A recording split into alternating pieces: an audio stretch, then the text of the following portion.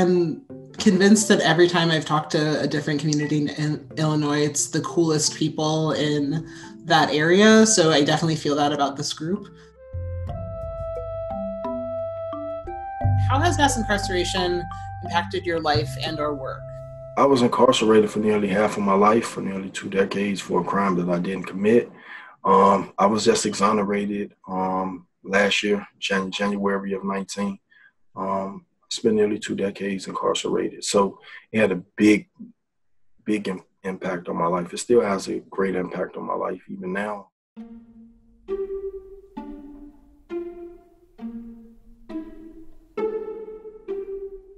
There's still somewhat of invisible prison that has been created. It's a lot of drawbacks from having so much of that time gone from life and family and just everything. So mass incarcerated had a very big detrimental effect on my life.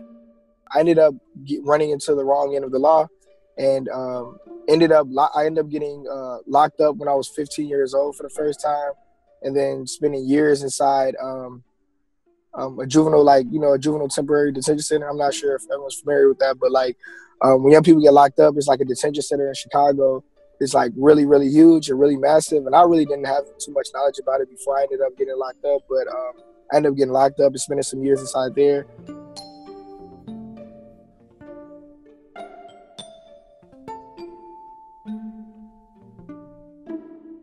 I remember a time when, I was looked at by in a court setting, we should not give this young man another chance. You know what I'm saying? And, it's kind of hard now looking at it because so much work that I do with young people and people in the community and how many lives I affect. And it's it could have just been, not a reality. So I'm glad that I'm here now. I want to start off by thinking about the communities that we personally interact with in Chicago. Just kind of talk about the part of Chicago that you know best. So what does that look like to you? And how does that play into the work you do also? I think of myself as a part of a Black queer feminist community in Chicago, part of a academic activist abolitionist community.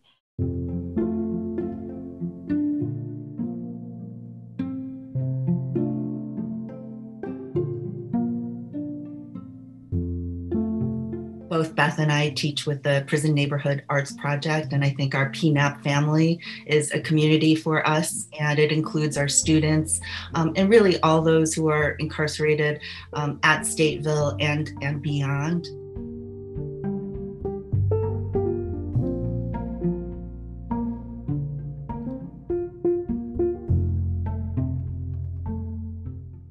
How has mass incarceration impacted the community or communities you belong to? I think that it has definitely criminalized being Black. So in my neighborhood, it basically takes that. I think we're overly policed, and it's I want to say that we're more or less we're striving to prove our innocence. The second we're arrested, it's not innocent until proven guilty. We're guilty until we prove that we actually are innocent, which is it's a very daunting thing to wake up with every day. A lot of my family members have been incarcerated before I even came here.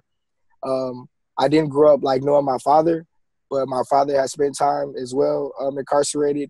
And getting out into the world and growing up and navigating through life. And I feel like what mass incarceration did was target a lot of people, take a lot of people out of the communities, a lot of men, especially of color. Men that could have been, role models, could have changed their lives. I feel like that directly impacts, especially a young person's life, growing up, in the household, that dynamic, the mother, the children. And it's it definitely affects, my life, I would say.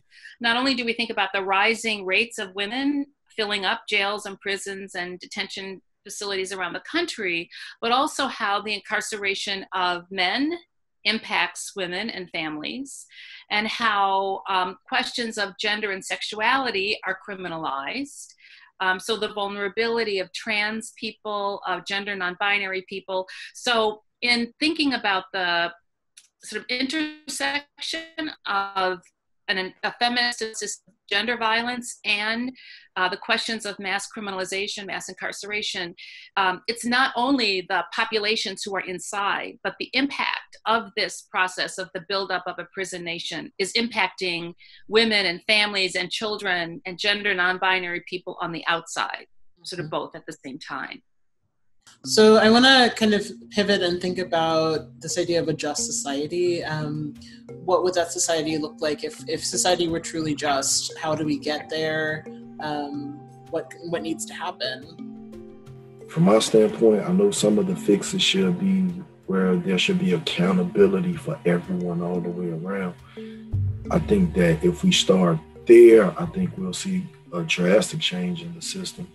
I'm once again thinking about, our brothers and sisters inside, and what this state would look like if we dismantled our prisons, right? If we dismantled Cook County Jail. I know we took one step forward just yesterday, Wednesday, and we're expecting the governor to sign the bill, but in terms of ending cash bail, that's one step towards that. So doing the work that will actually dismantle our prisons and our jails, I think will take us a long way toward getting to that vision for more free and just society. My future for the world, I see a prisonless society. I definitely do, 100%. And people are like, you're crazy. And I'm like, no, it's because you've always grew up in a world, in a country, really, where it's like, this is how society is ran. So without that, it doesn't make sense. You know what I'm saying? It only works because certain places and pieces are in this society, and they have to be there. And the truth is that they don't. I think we need to understand that as we are working toward a just society, we need to both meet the crises that people are facing and respond to the emergencies in people's lives through things like mutual aid and access to services. And we need to be building the visionary society where people are free. And I say that to start because I think sometimes we're either so focused on building the freedom society or meeting individual needs that we don't remember that we have to do both at the same time. So what are ways that you and your community have pushed back against mass incarceration? I began organizing with people who were on death row and their family members in 1988. And since then, prison has really been very much a part of my life. So I think it was really getting to know people who were on death row, working with them as co-strugglers, that I became committed to this work.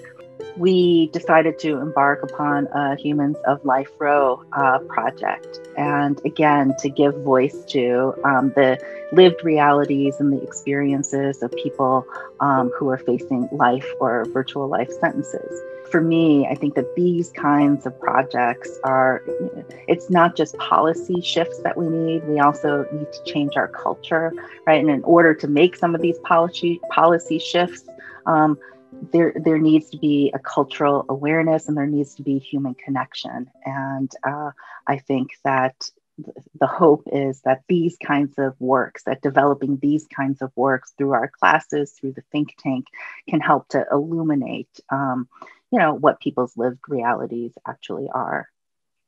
I work with Northwestern Children and Family Justice Center on a campaign to close down the Final 5 campaign, which is to close down the last remaining 5 juvenile prisons and reinvest the money into, a lot more. Like, we have a lot of ideas and things, but definitely reinvesting the money and it's a lot of money that goes into like housing young people.